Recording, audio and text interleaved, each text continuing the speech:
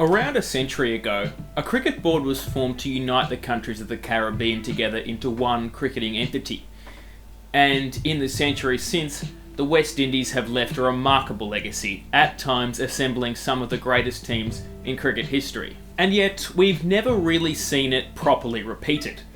There have been some combined nation teams in Africa, most notably East Africa, who appeared in the first ever World Cup, and combined Kenya, Uganda, Tanzania and Zambia. And we've also seen a successor team to that called East and Central Africa, and a team called West Africa, both of whom appeared at ICC trophies throughout the 20th century. But if the West Indies blueprint were to be repeated, it's fairly obvious where the closest potential analogue is: Oceania. The West Indies mythology is that of a bunch of culturally distinct, tiny island nations forming a cricket team to act as a vehicle for regional pride, through which they are propelled onto the world stage of cricket. Oceania is, by and large, a group of culturally distinct, tiny island nations who alone cannot achieve much in cricket. That said, most countries in Oceania do have cricket teams and cricket cultures, and if these were combined, I think they could probably form a pretty competitive cricket team. Now, there are a few major stumbling blocks that make this idea basically impossible. Firstly, distances between major population centres in Oceania can be much larger than in the Caribbean. Secondly, cricket is not as big a deal in Oceania as it is in the Caribbean. Now, this means not only that the team would not be as good, obviously, as the West Indies, but also a major part of why the West Indies was such a unifying regional force is because people in the West Indies loved cricket. The third big problem is what I would probably call the Papua New Guinea problem. For an Oceania team to be competitive, they would probably need to include the strength of Papua New Guinea backing them. Papua New Guinea is an associate powerhouse and has a strength and depth that is not matched anywhere else in Oceania. I'll just state that for the purposes of this video, when I say Oceania, I am not referring to Australia and New Zealand. But if you do include Papua New Guinea, you have a behemoth in the Union that threatens to suffocate the rest of the region. Papua New Guinea would roughly account for 75% of the total population of the nations combined, would provide a good chunk of the players for a long time, and therefore they would reasonably have the right to expect a lot of the organisational power. The West Indies, by comparison, has multiple powerhouses in Barbados, Antigua, Trinidad, Jamaica and Guyana, all basically keeping power in order to ensure that there's a more even production of players. Now, where Oceania actually has an advantage over the West Indies is that if the team did include Papua New Guinea,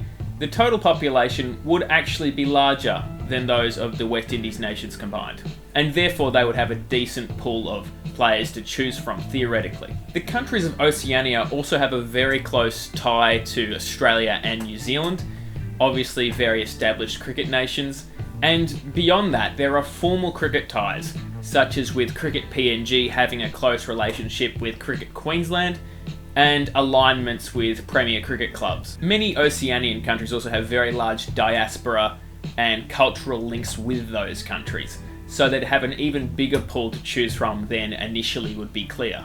Not to mention recently the pretty big news of Ross Taylor coming out of retirement and announcing his intention to play for Samoa. But we should probably be pretty specific with what countries we are talking about here. The big countries of note are Papua New Guinea, which we've already touched on.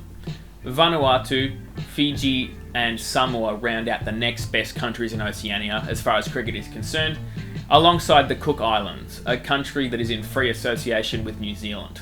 Although they have a very small population, they are actually the next highest ranked team in T20I cricket in Oceania after PNG, and they currently have a player with first class experience in New Zealand, named Ma'ara Ave, who at international level can bat, bowl and wicket keep. It would be remiss of me not to mention that a traditional variant of cricket called kilikiti, probably pronounced that wrong, is very popular in Samoa and apparently some other Oceania nations. The Solomon Islands is a glaring omission from that group, despite their comparably large population of over 800,000, and the fact that their closest neighbours are Australia, PNG and Vanuatu. They have a very small cricket culture and are not even ICC members currently, but I will include them in this theoretical regardless. Despite the comparably large population and developments within New Caledonia and French Polynesia, they also don't have particularly strong cricketing roots,